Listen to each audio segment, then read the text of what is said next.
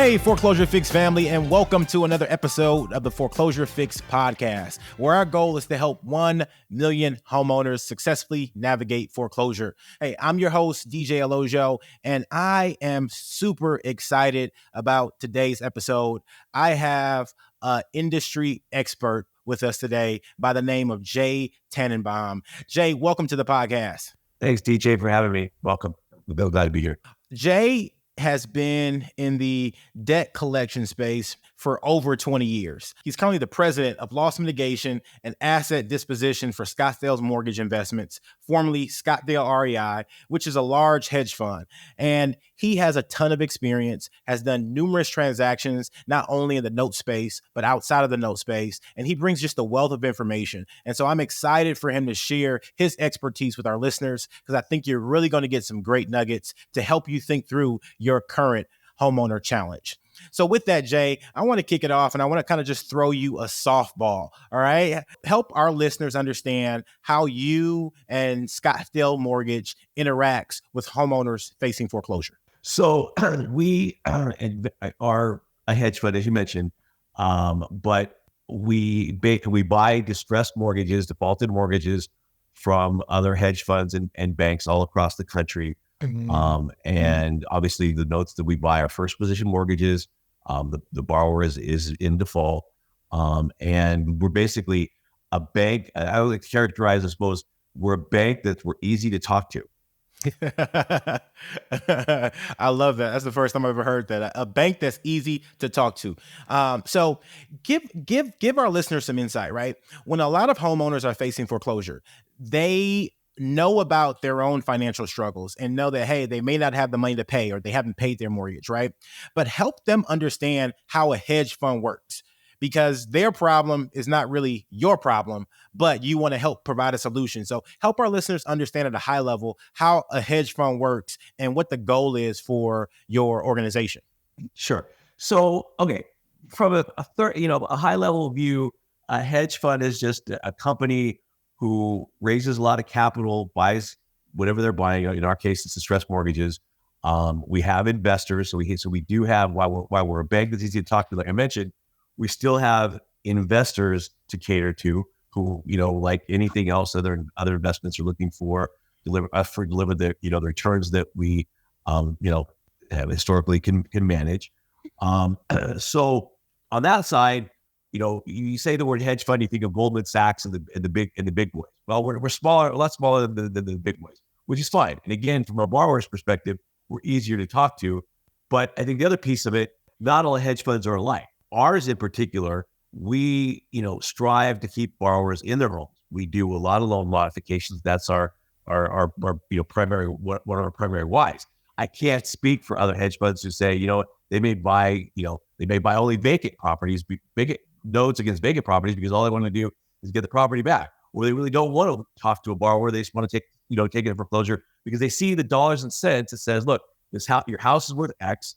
I bought the loan at a discount from what you owe, and if I take the property back or get the property back, I'm going to make a whole lot of money. Well, that's fine. Yeah. That's just not who we are. That's just our mandate. Got you. Well, and that makes a lot of sense. And two of the things I heard that I really want our listeners to understand is, one, that Jay, although you are a handsome guy and a smart guy, all this hedge fund money is not your money. You have other investors who you all have to pay a return to, right? So just saying, I don't have the money doesn't work for a homeowner. The other thing I heard you say, which is really, really important, is that your goal for your hedge fund is to try to keep homeowners in their house, and that you're easy to talk to because you want to do a modification, you want to do a workout, you want to get to a resolution that's mutually beneficial. That's correct. And let me give you some historical background. Obviously, from my debt collection days, I have the ability to, I've done plenty of workouts through whether it's debt collection on credit cards or business disputes or what have you. Getting into note investing in 2013 was just another different debt instrument. But so I'm capable, and my team is very capable of talking to borrowers, and we take a different approach. Our motto is that we'll treat the borrower with dignity and respect. Now that's assuming we get it reciprocal, but that's what we're doing going in.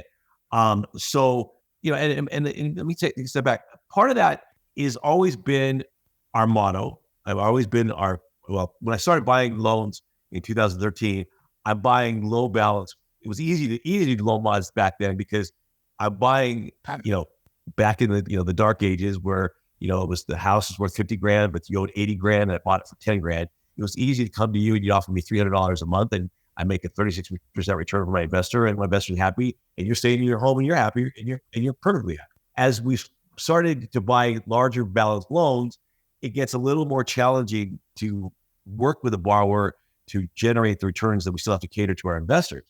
But that doesn't mean we can't do something with them anyway. So it's really a matter of and then the other piece of it is, with that said, we also, adhere to the changing market conditions. Now, several years ago, we were buying a lot of reverse mortgages where the borrower is already deceased because you can't do a loan mod with a dead guy, right? Yeah. So we're getting paid off at auction a lot, or taking properties back and doing REOs. In this market, we don't want to be fix and flippers anyway. We don't want your house, but we'll take your house. We will receive your house if you can't get out of your own way. Well, that makes a lot of sense. And I think that context is really, really helpful for homeowners. But thinking about your experience in the debt collection space for as long as you've worked in it in different areas, what are the key differences between the individuals or companies who are able to escape the grasp of debt and move forward, and those who you continue to see over and over and over again, and who ultimately succumb to debt's grasp? I think the first thing is communication. The lack of communication will get a borrower or judgment debtor in trouble because you don't leave the creditor or the bank with any choice but to move forward. Let's just, if you can't communicate, there's not much to do. I mean, it happens in everyday life. Yeah, you talk about communication in your personal relationships and communication with everything else. It's the same thing. If you don't, reach out, it doesn't matter. Now remember, again, dignity and respect is the key buzzwords here. So it's communication, but it also has to be credible communication that you're not just giving somebody lip service. For example, I basically have 3 rules when I'm talking to a borrower. Let me take a step back. So our approach in our company is pretty simplistic, right? It's, if I'm role playing for a moment, it's, hi DJ, I'm your lender. How can I help you? That's my magic bullet, my magic words, right? And typically I'll, if I'm over the phone, the borrower will nobody's ever asked how I can be helped before. They're getting calls right and left going, pay or die, pay me. And so there's this 30 seconds or so of silence, right? Because they've never been asked that before. And then they get their, feet underneath them, and then they pop their country western song on me, and it's telling me everything about themselves and everything else. But in that conversation, I can afford to do X. They're voluntarily offering what they can do. I'm not making demands on that. And in that conversation, we discuss basically 3 rules. If you're working together going forward, Yep. Rule number 1 is communication. When I call you, I want you to pick up the phone or call me back timely. Mm-hmm. Number 2, you're making commitments to me. I'm not making demands on you. So you need to honor your commitments that you're making to me. And number 3, you need to perform whatever commitment you're making. That's it. Gotcha. No, but that's awesome, Jay. When you said those magic words of how can I help you, I immediately thought that you guys are the Chick-fil-A of note investing. You know what I mean? I was immediately like, oh my goodness, man. I would love to, I'm down in Georgia, so, we see it every day. But, the last thing you need to add to that 3 is just a my pleasure at the end, and you'll be good to go, right?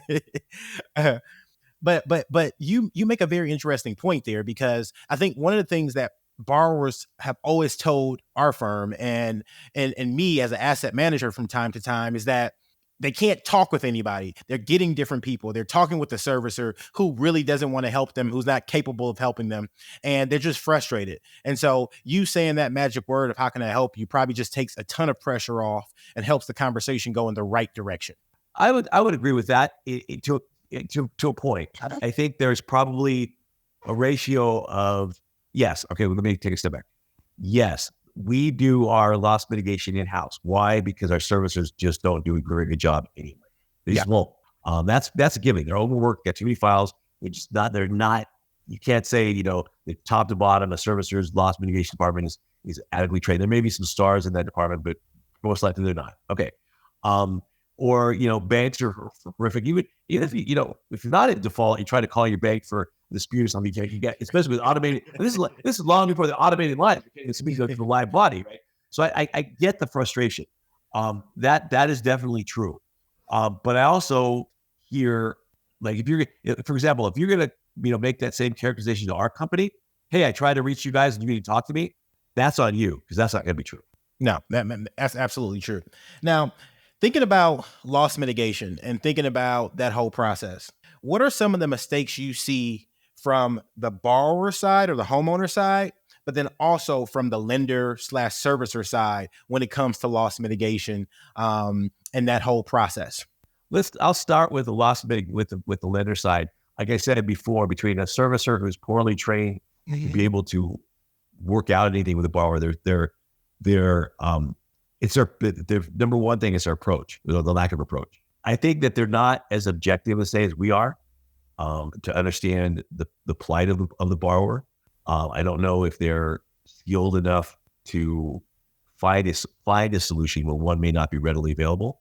From a borrower standpoint, the borrower's mistakes are, well, again, as I reiterated before, the first mistake is communication. They'll get themselves into trouble. They'll see the foreclosure notice on their door when they avoid the phone calls because they're too intimidated or such, right? There's a will, there's a way, always, in any context.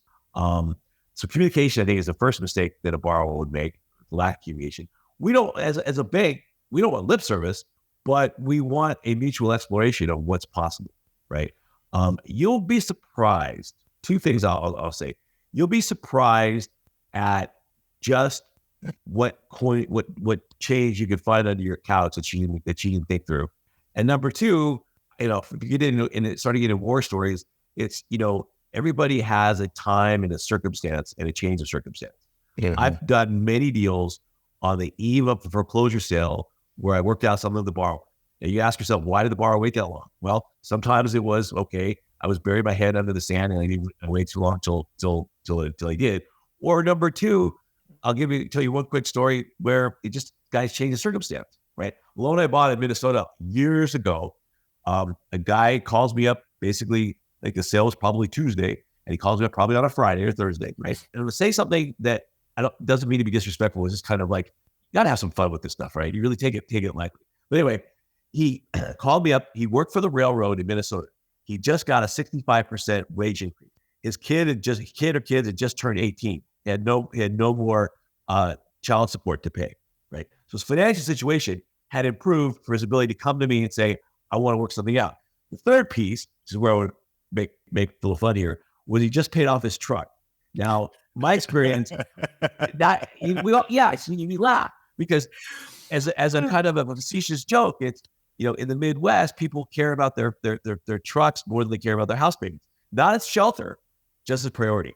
No, it's funny you say that because I've seen that tons of time. When someone submits a loss mitigation package and you see they're paying like $750 for their vehicle, and I'm like, your mortgage payment's only $450. What's going on here, right? You know what I mean? Like there's a disconnect.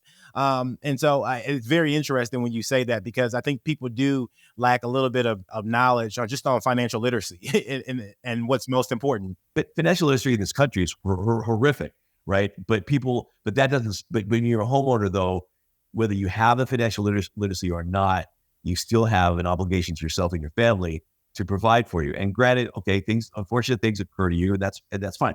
I don't prejudge or pass judgment on where you've been. You're right. The priority, $750 car payment and a $450 mortgage, that's about our priority. And it's tough for you to say, hey, sell your car and get a $200 payment so you can afford your mortgage. It's tough for people to get their arms around how practically you go about doing it, right? Because they have a sense of pride. And I get that, right? But the other piece of it is that we don't prejudge or pass judgment on our borrowers. For example, we may buy a loan today that the borrower's been in default for 4 years. I don't care why, to the extent that it's relevant. It's really less than, I don't care why. It's not very relevant as to why they're in default or how they got there. It's where we are today, where I find you today, and what we can do moving forward, right? Your circumstances may have changed. even before, as I got you, you haven't defaulted on me yet. You got a clean slate with me until you give me lip service and don't perform. Then I can be the devil. Remember, I'm the nice guy. How can I help you? But you don't, fail to honor your commitments and give me lip service. Then we're the devil. Well, no, and it's interesting you say that, because I think that is one of the things I've seen a lot as I've talked with folks, work with folks, is that they're scared, they're deer in headlights, and they just clam up, so they don't say anything.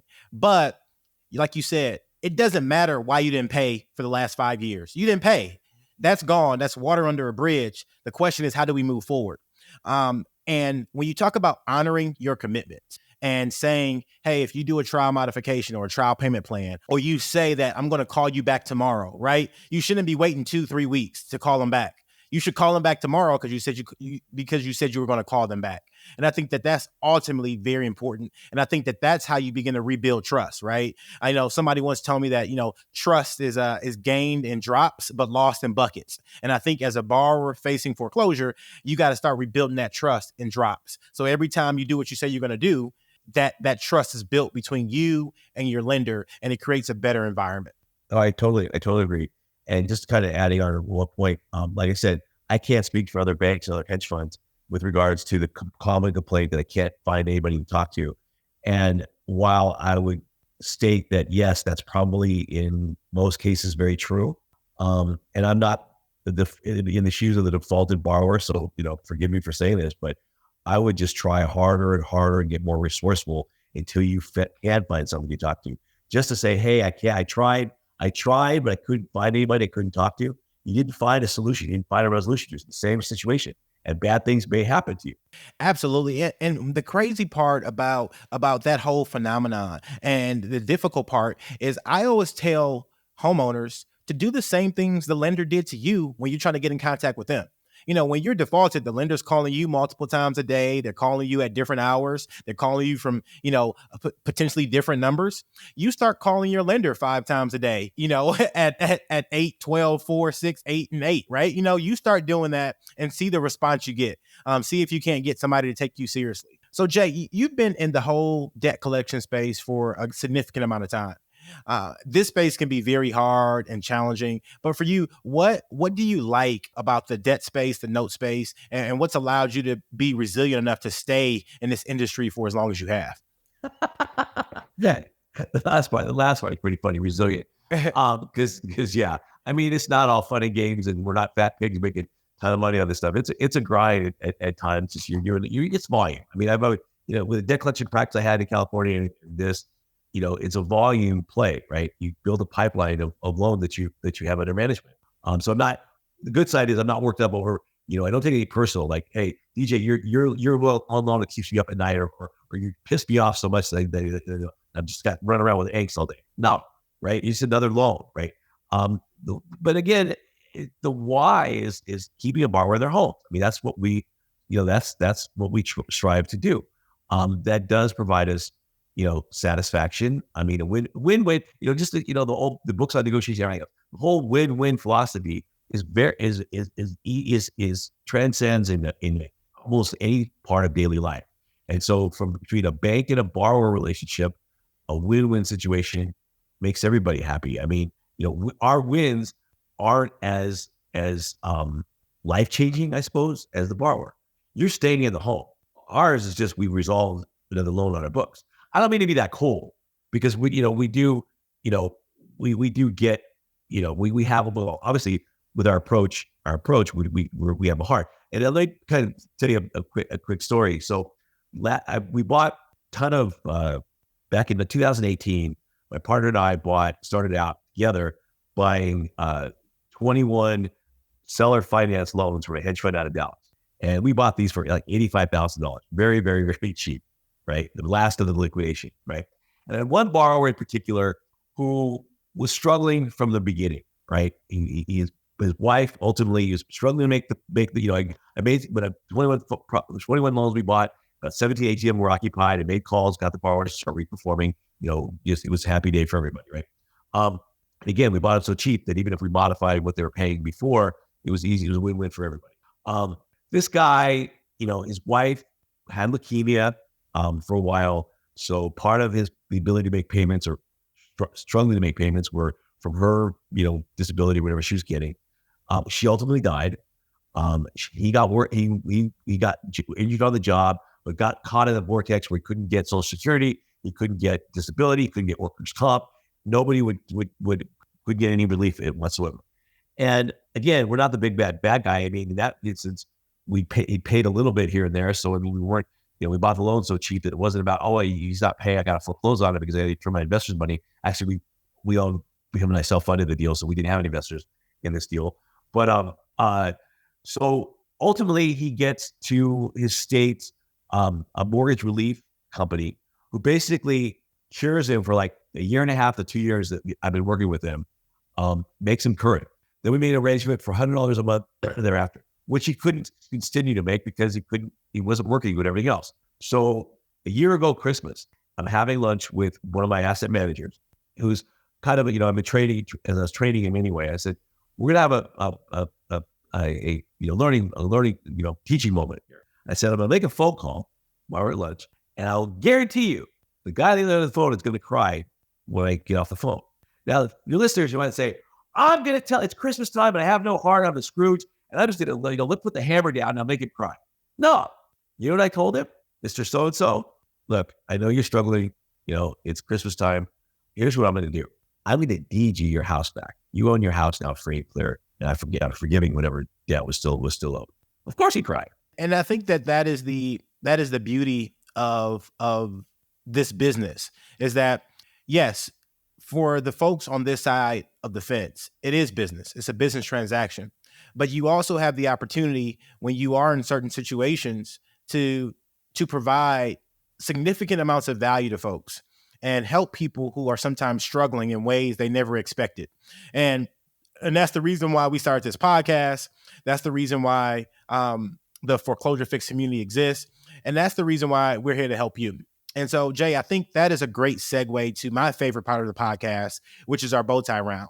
And in our bow tie round, our listeners get to tie one on with Jay Tenenbaum. And so the B in bow tie stands for your best advice for someone facing foreclosure. The O stands for one thing you are grateful for. And the W stands for your wildest or most interesting foreclosure-related story. And so, Jay, what is your B? What is your best advice for somebody facing foreclosure? Good segue. So I have two pieces of advice. Number one, as I said before earlier in the show, communicate with your lender, whoever it is, and be as resourceful as you can to get some communication, to get a dialogue going. You may not get a resolution, but you at least get dialogue, and dialogue will not expedite the foreclosure process. Because remember, all lenders go through the the loss mitigation efforts before they go to foreclosure. You're getting foreclosed upon because loss mitigation didn't work. If you're communicating with your borrower, I'll guarantee you, whether you get a resolution or not, you at least get a dialogue. Second piece of advice that kind of correlates to that is, if you can't work out a solution, keeps you in your home monetarily, that doesn't fit for the bank or fit for you, whatever, be prepared to face the hard choice of, how do I say this? To make some hard choices that basically, let's call it one step, 2 steps forward, 1 step forward, 2 steps back. Yeah, you might want to give the bank back the house and get a fresh start somewhere else. Hanging on, I know it's emotional, right? But sometimes hanging on to a drowning situation, you're better off cutting the cord and moving on. And I guarantee you that month, 2 months, a year, whatever that time frame is, you're probably in a better position than you are drowning in trying to save what is emotionally involved with you. We've done that. In addition to just keeping borrowers in their homes, we've done that a lot, where we just come to the realization that you did a short sale, or they gave you a deed in lieu or something, where they just came to grips with the fact that it's time to let go.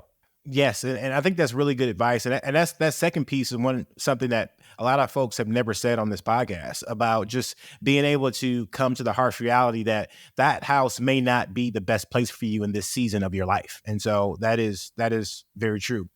One thing you are grateful for, your wildest or most interesting foreclosure related story.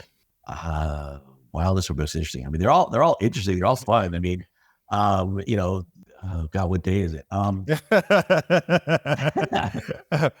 My wildest story doesn't even actually involve a borrower per se. He was kind of just a crazy guy who thought he had a deal with a dead guy. We bought a loan on a property at a reverse mortgage. The borrower was already dead. the occupant claimed that he had a arrangement to buy the house from the owner, but he never had any writing.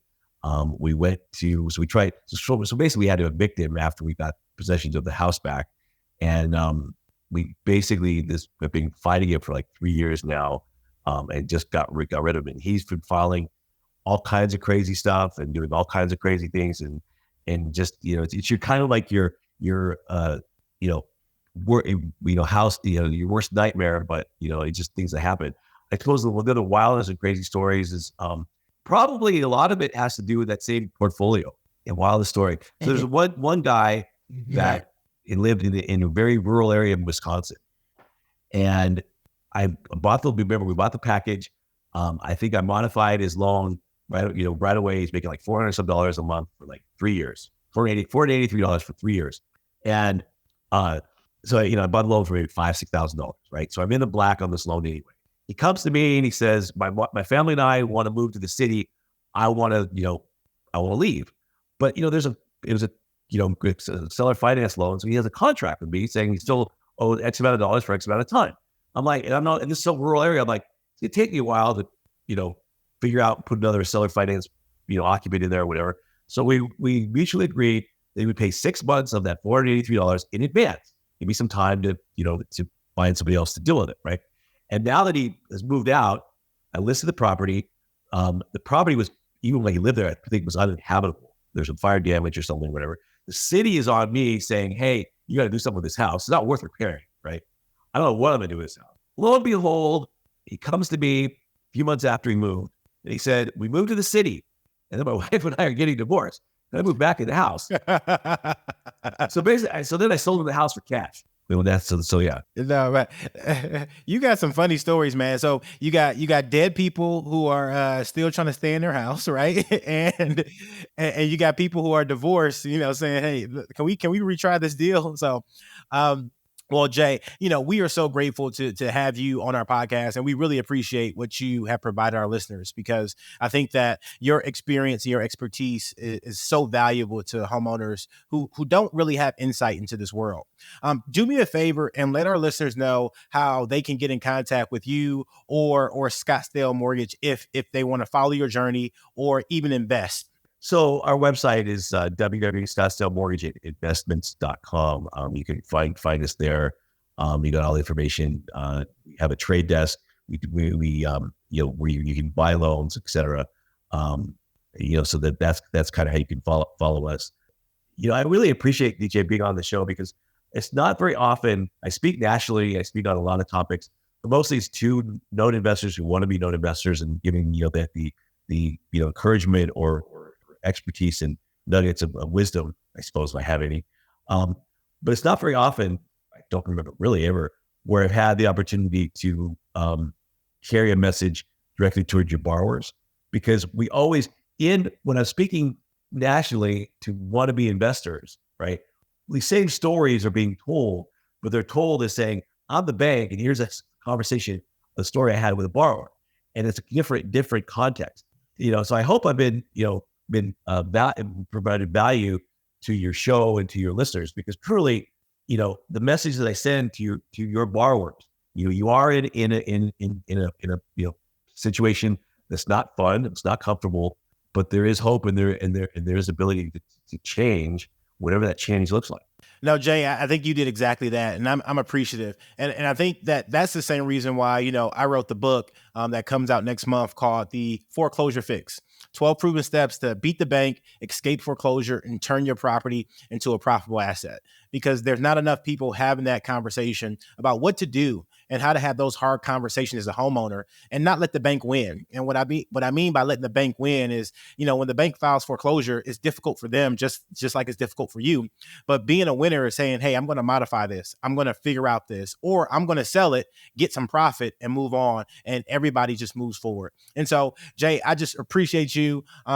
And if you all resonate with the mission to help 1 million homeowners successfully navigate foreclosure, please like, subscribe, and share the podcast with someone can benefit. Leave us a review. Let us know what you think. Send your comments and your questions. Thank you so much, Jay, again. Hey, I love you all. God bless you, and thanks for listening. The views and opinions on this podcast are for informational purposes only and should not be construed as legal advice. If you have a specific legal question, we highly recommend you contact a qualified legal professional.